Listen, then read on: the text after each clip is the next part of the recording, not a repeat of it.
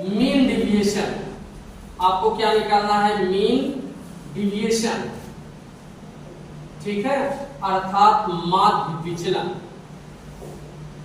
ध्यान रहे माध्य विचलन हमेशा समांतर माध्य से कैलकुलेट होगा। सबसे पहले किससे कैलकुलेट होगा, समांतर माध्य से। माध्य विचलन हमेशा समांतर माध्य, मध्यिका एवं बहुलक से ज्ञात किया जाता है, ठीक है। ये आपके क्वेश्चन में निर्देश होगा, आप किसके माध्यम से निकालना चाहते हैं। अगर प्रश्न में कुछ नहीं दिया है तो आप डायरेक्टली समांतर माध्य से निकाल लीजिए। तो ध्यान रहे जब हम समांतर माध्य से निकालेंगे आपका मीन डिविएशन, तो सबसे पहले हम यक्स बार काउंट करेंगे। क्या निकालेंगे, यक्स बार। और यक्स बार से निकालने का फार्मूला है सिग्मा यक्स अपान एन। दूसरा, अगर आप डिस्क्रीट सीरीज में हैं तो सिग्मा एफ यक्स अपान एन। अगर आप कॉन्टिन्यूअस सीरीज में हैं तो सिग्मा एफ डी एक्स अपान एन का प्रयोग कर सकते हैं, या सिग्मा एफ एक्स अपान एन का प्रयोग करके आप क्या निकालेंगे, यक्स बार काउंट करेंगे। यक्स बार के बाद आपको एमडी निकालना है, तो एमडी का फार्मूला आपको दिया गया है, ठीक है, dx sigma dx upon N.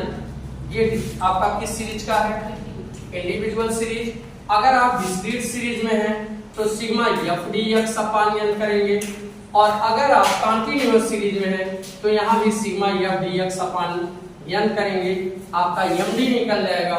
MD के बाद अगर आप गुणांक कैलकुलेट करना चाहते हैं माध्य विचलन का, कोफिशिएंट ऑफ एमडी, तो इसका आप फार्मूला लगा लीजिएगा। सबसे पहले इंडिविजुअल सीरीज में, ठीक है, एमडी अपान यक्स बार, या आप किसी में भी यूज करेंगे, चाहे आपका वह डिस्क्रीट सीरीज हो, इंडिविजुअल सीरीज हो या कॉन्टिन्यूअस सीरीज हो, तीनों में हमें यही फार्मूला अप्लाई करना है। पहला एग्जांपल आप बोलिए क्या दिया गया क्वेश्चन में, बताइए। सीरियल नंबर की हमें जरूरत नहीं बेटा, हमें सिर्फ साइड चाहिए। यक्स कितना कितना है आप ये बताइए, बोलिए। यक्स 68, 49, 32, 21, 24, 54, बस कंप्लीट। 38, 59, 66, 41।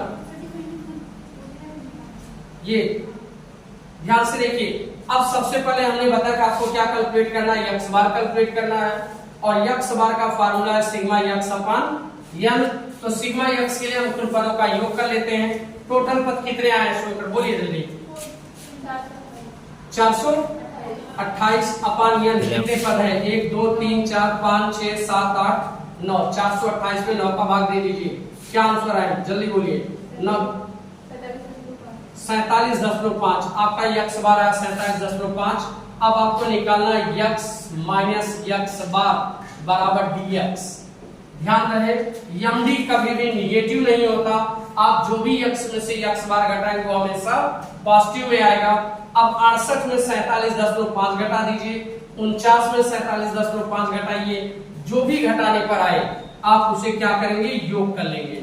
आपका हो जाएगा ये टोटल योग सिग्मा एफ डी एक्स, ठीक है, या सिग्मा डी एक्स अपान एन। जितने पद रहेगा 9 से भाग दे देंगे, आपका आंसर एमडी का आ जाएगा। क्लियर। तो इसी पे आपका एक क्वेश्चन कंप्लीट हो जाएगा। ध्यान रहे सबसे पहले हम यक्स बार काउंट करेंगे। यक्स बार काउंट होने के बाद मैं यक्स में से यक्स बार घटाऊंगा, जो कि निगेटिव नहीं होगा, एनी टाइम पॉजिटिव होगा। हम टोटल घटा के रख देंगे, फिर इसका कुल योग करेंगे। योग करने के बाद एमडी का फार्मूला लगाएंगे, mean deviation equal to sigma dx upon N करेंगे। तो सिग्मा dx आपका ये टोटल योग रहेगा। एन माने जितने पद हैं, जो कि 9 दिया गया है, आप डिवाइड कर दीजिएगा, आपका एमडी आ जाएगा। एमडी के साथ अगर आपको कोफिशिएंट ऑफ एमडी कैलकुलेट करना है, कोफिशिएंट ऑफ एमडी, तो ध्यान रहे हमें क्या चाहिए, एमडी चाहिए और यक्स बार चाहिए। एमडी में यक्स बार का भाग दे देंगे तो आपका क्या आ जाएगा, कोफिशिएंट ऑफ एमडी। क्लियर।